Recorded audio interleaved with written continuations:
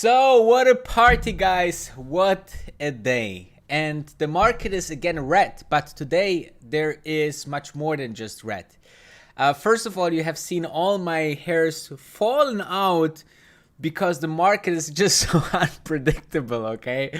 So let me know in the comments, in the live chat, where you are watching from, and I will give you a shout out. And for no reason at all, subscribe this channel. For no reason at all, make sure to not smash that like button, and don't follow me on Instagram. If you follow me already on Instagram, you know already about my hairs. Yeah, I had to cut them because the stock market shaved myself or my bank account and my portfolio. So I thought, okay, I will adjust my hairstyle a little bit to my bank account and my portfolio. So, with that said, today, guys, this stream is about education, okay? I believe that people should be educated on the stock market. We as financial YouTubers, we are not here to tell you buy this share, buy this share. You need to understand what's happening on the market, why it's happening on the market. And I put something together that will bring you much more forward. You will understand why it's happened, what it happened today, why the market goes down, what we can expect. And in the end of this video or this live stream, I will tell you exactly what I'm doing tomorrow and why I believe tomorrow we will have a relief rally. So stay tuned to the very end because it will take some time, all right? We have already people from hell. We have people from our member Thomas R. from Netherlands. We have people from Norway. We have people from the cemetery. Santiago, California, Dubai, Czech. And there's a question if I'm making a live stream on the Wednesday Fed meeting. Yeah, I definitely will go live on this day, like every evening. Those live streams are very important to just keep you up to date because there's so many things happening this week. There's earnings. I think today is IBM with the earnings. And then we have Apple, we have Amazon, we have Tesla, we have Microsoft that are giving us their numbers as well. But let's dive in. So you have seen the market. It was a little bit scary because the market started directly in the futures green. Okay, I posted it on Instagram. I said, let's see how long this will hold. Okay, how long this will hold, because it's and you see how slowly Yahoo Finance opened the website because so many people are checking their stocks right now. Also, if you are wondering why your broker is a little bit slow today, it's because the overall load on checking stocks is tremendously high. And guys, we have not only the Fed, but also the uncertainty of the Russian-Ukraine East European tension, which is, unpredictable and unpriceable for the market. How you want to price in a potential East Europe conflict that is happening in Europe, and how this will affect the US stock market. And if it's happening or not, decided by some random persons in the very high top of Russian politics, okay? Very, very hard to price in. On the other hand, if you see the Fed is easy, okay? The Fed can rise rates 3 or 4 times this year, and then there's possibilities and probabilities that the market can calculate into the stock market, and that's why the stock market goes down since a couple of days, because what the Fed wrote in this letter since the last meeting was very, very unpredictable, not so great, not like they said in the PR release or in the press conference. Okay, so that's the reason why we actually, since about 2 weeks now going down. I think it was somewhere here it started around the 12th or 13th January. I think it was like a Wednesday. Yeah, here 12th. Here it started, and you see since then you know, we went down. And if you, this is actually quite good. So if you are going now into the stock chart of the S&P 500, you see something like this happened. That we have from time to time corrections, as you can see here, and here, and here, and here, and here. Let me just do that. No, that's not good. Doodle. Here, and here, and here, and here, and here. Now the difference is that usually we don't touch this red line. This red line is the 200 moving average, okay? There is a big billionaire investor. So whenever you say MA, it's the moving average, okay? Once we break through this means this is a very bearish outlook on the overall trend. So the last time we did that, you see, we did that here just recently, but all of the other small corrections or repricing were all above this 200 moving average, which is the big difference, okay? Or here, we just jumped back in. So the last time we actually crossed that was February, March 2020, all right? And before that was, I think, 2018. Let us have a look. Is it 2000? Yeah, 2018. And see what happened then. As well here, we crossed, right? And see what happened, all right? Let's further even zoom out.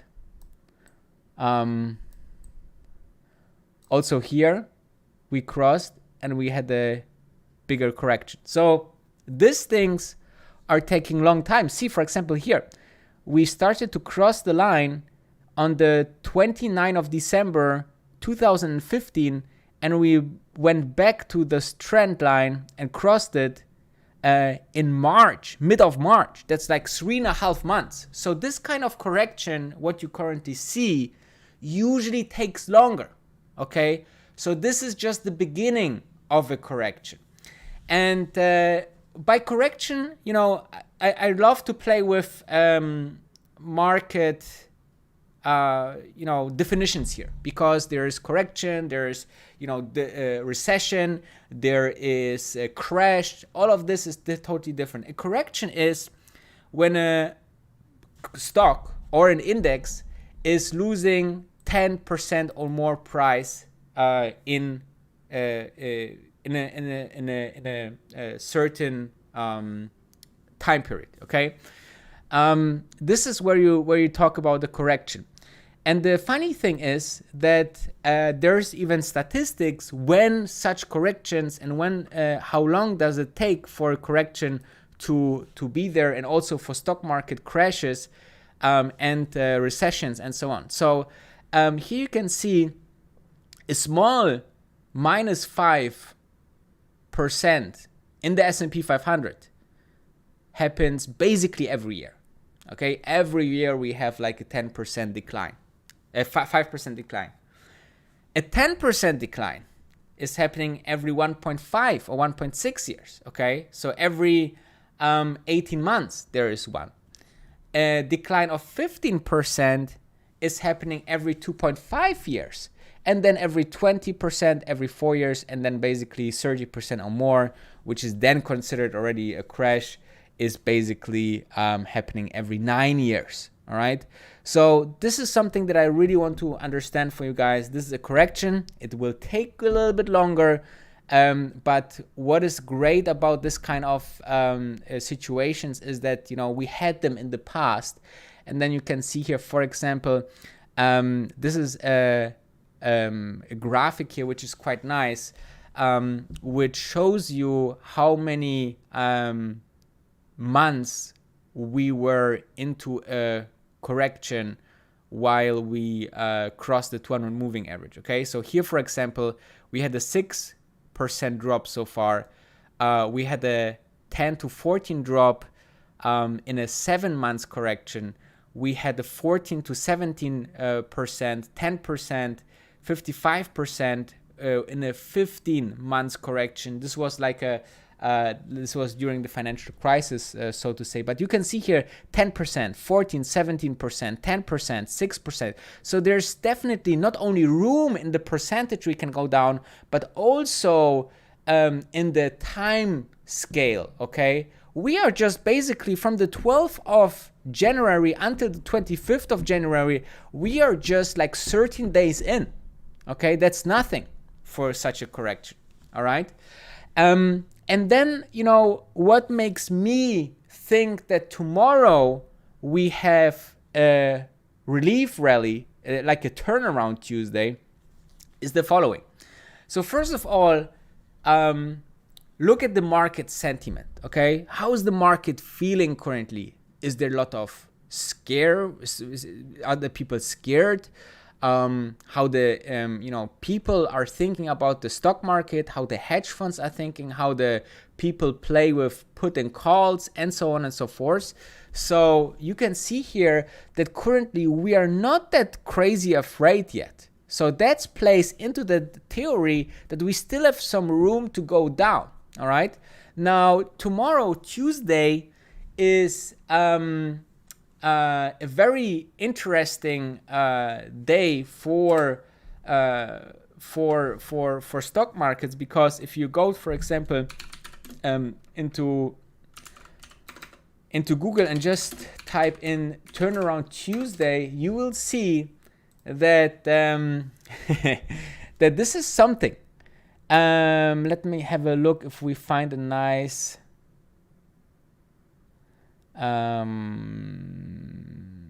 here, a small statistic, okay? Number of returns, any Tuesday, any day. Okay, so you can see here that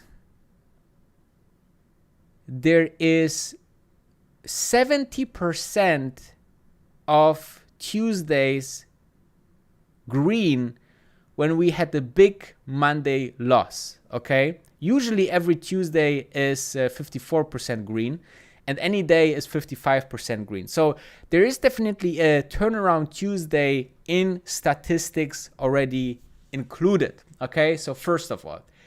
Then we talked about the greed index, and always when there's a little bit more fear on the market, then that's great for a bounce back, right? This is the second part.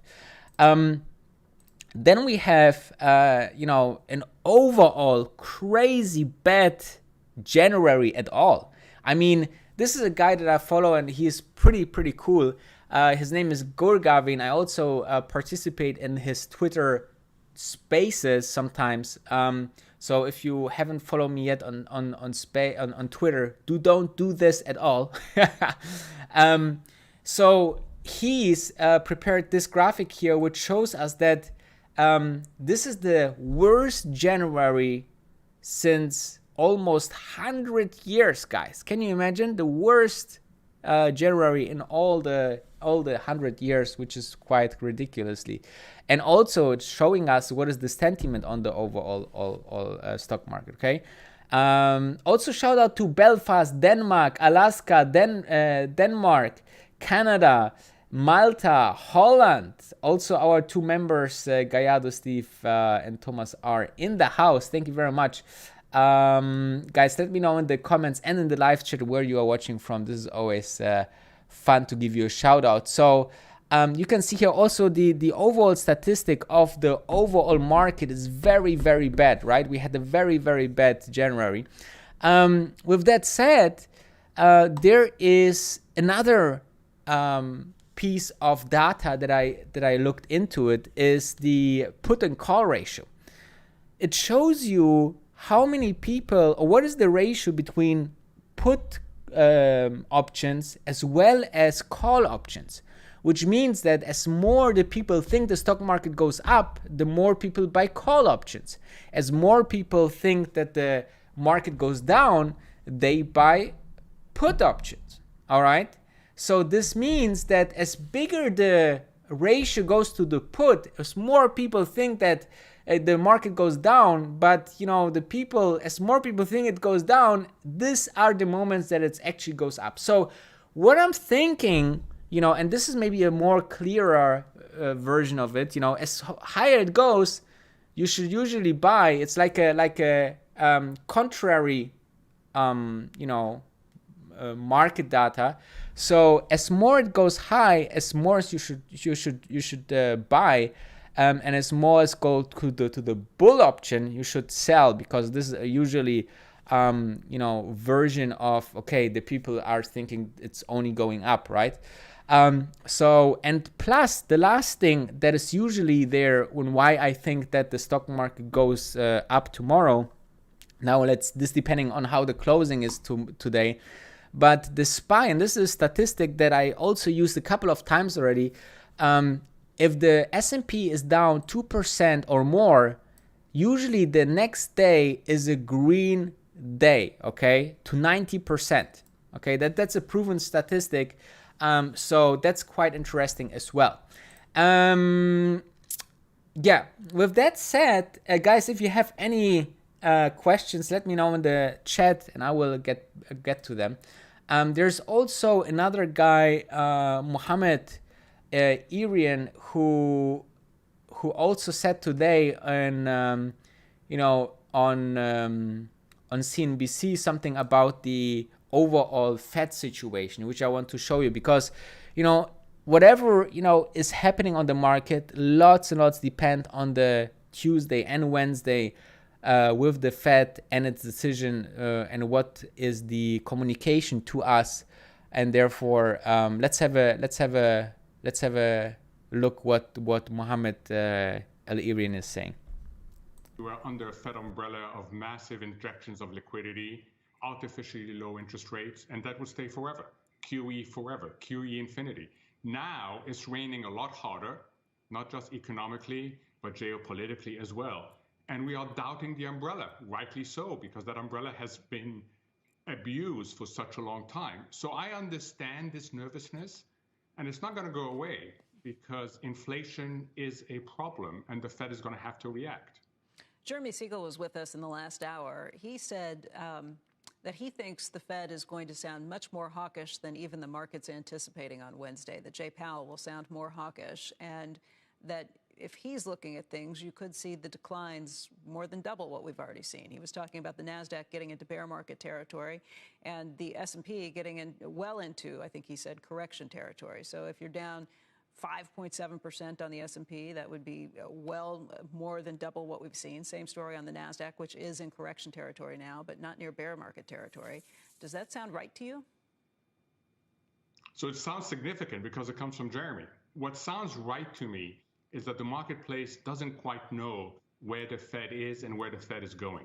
If you look at analysts, I have never seen such massive dispersion in what analysts are saying, not only about what the Fed is going to do, but what the Fed should do. So the Federal Reserve has lost control of the inflation narrative, understandably so, because it mischaracterized inflation as transitory for so long. It has to regain it. And then the question is, how do you regain it? In my view, they need to be bold. They need to tell the market, we understand that we have an inflation problem and we're acting. But most people don't think the Fed is going to do that. People think the Fed is going to be very gradual. And that's why you get this incredible range of expectations that actually undermines the market and undermines the economy. I don't know I forget what the opposite of a virtuous cycle is, but that seems to be what we're in. And maybe this is psychology, market psychology at this point, where you're willing to look past a lot of things and really bid up valuations. And when the multiples kind of unwind, this is what you see. But there's been a lot of pain that's been inflicted, because even though you're talking about the averages being down 5, 6, 7.5% last week, if you're looking at some of the individual stocks, particularly in technology, you're talking about much steeper declines. Does it really continue? Does the bloodletting really continue at this point? Yeah, it's hard to tell because the technicals are confusing. Let me explain, if I may. Most of the time, it is the flows that lead to price action. So you identify the flows, and then you see the price action, and then you can make a judgment as to what comes next. This time around, the flows haven't led to price action. The price action have gone way ahead of the flows. We haven't had significant flows. Mike was talking about the credit markets. No flows there. Look at emerging markets. No flows there in a meaningful way, no reversal of flows. Now, the optimist will say that's great news. It means investors have faith in this market. The pessimist will say, be careful, because if the flows start happening, meaning outflows out of markets, then you get an issue. The biggest problem for investors, and you talk to Jeremy about it, is they don't know where to go. So I think he said a couple of interesting parts. First of all, that the people lose the trust in the Fed as an umbrella, right? Because the Fed not only, showed like a sign of we just pumping an infinitive amount of money that increased inflation, that brought a lot of problems, and now they are doing like too much on the other front that brings the market to crashing, right? So this is like the psychology of what people think is going on the markets. I think that in overall you are seeing a fantastic description of what we might see on Wednesday. So on Wednesday, even there's the possibility if Jerome Powell comes out and say, we will stop this madness of money printing right now as soon as possible. Well, then the markets is about to go even much more lower, right? And much more faster lower. So this is quite interesting what will happen to the stock market on this week. I will be close watching it because on this, times in the market, I think you can learn a fantastic lot of stuff. Many people weren't going through this cycle, right? Many people just jumped in 2020 and said, just buy everything and it goes up. So I think this is quite interesting to see what's next. And so let me know in the comments what you think, guys. I think it's super interesting. I think the best person who's now because I'm getting asked about the prediction of space, for example, in December, it's very, very hard, but it seems like, after this initial drop, we could have like a positive outcome of the market. So I think like, we need to go through the storm, but not many people are able to go through the storm because they never been in such a storm. This is, I think, the best way to put it. And so with that said, let me know in the comments what you think. I really love that you tuned in, and for no reason at all, smash the like button. And let's see if we can jump in tomorrow. If you want to know which move I'm making towards the market close, join our Discord. The link is into the description. Thank you very much. Take care.